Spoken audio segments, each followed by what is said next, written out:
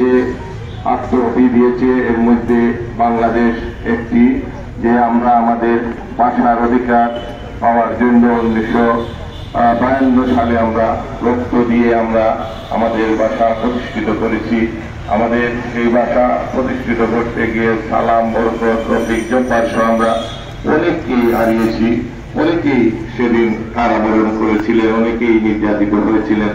আমরা প্রত্যেকেই মূলত আমাদের স্বাধীনতা আন্দোলনের সূত্রপাত হয়েছিল এবং আমরা স্বাধীনতা অর্জন করেছিলাম। আমি আর কথা বাড়াতে চাই না। আপনারা যারা এখানে এসেছেন সবাইকে আমরা আজকের এই ভাষা মার্চের স্বাগত জানিয়ে আপনাদেরকে ধন্যবাদ এবং কৃতজ্ঞতা জানিয়ে আমার কথা শেষ করছি।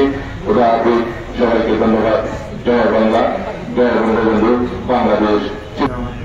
সম্ভব হয়েছে আন্তর্জাতিক মাতৃভাষা দিবস হিসেবে আজকে বিশ্বের প্রত্যেকটি দেশে পালন করছে। সেই হিসাবে আমরা মনে করি বাঙালি জাতি আমরা গর্বিত জাতি। আমাদের দেশটি স্বাধীন হতো না।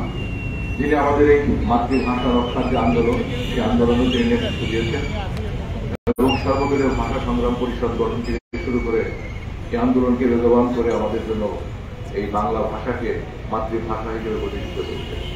আমি গভীর শ্রদ্ধা স্মরণ করি 1952 সালে যারা ভাষার জন্য জীবন দিয়েছেন তাদের সকলকে, 1971 সালের বীর মুক্তিযোদ্ধা যারা তাদের জীবন দিয়ে দেশটিকে স্বাধীন করছেন তাদের সকলের প্রতি গভীর শ্রদ্ধা জ্ঞাপন করছি। আমি ধন্যবাদ জানাচ্ছি সম্মিলিত নাট্য পরিষদকে যে সারা বাংলাদেশের মধ্যে এরকম একটি ব্যতিক্রমী আয়োজন, যে আয়োজনের মধ্য দিয়ে আমরা সিলেটবাসীকে স্মরণ করিয়ে দিচ্ছি যে আমাদের আরেকটি অর্জন, যেটি মাতৃভাষা বাংলা ভাষাকে আমরা অর্জন করেছি, সেই মাসটিকে আমরা বরণ করে নিলাম এবং এই মাসে আমাদের আরো কর্মসূচি রয়েছে।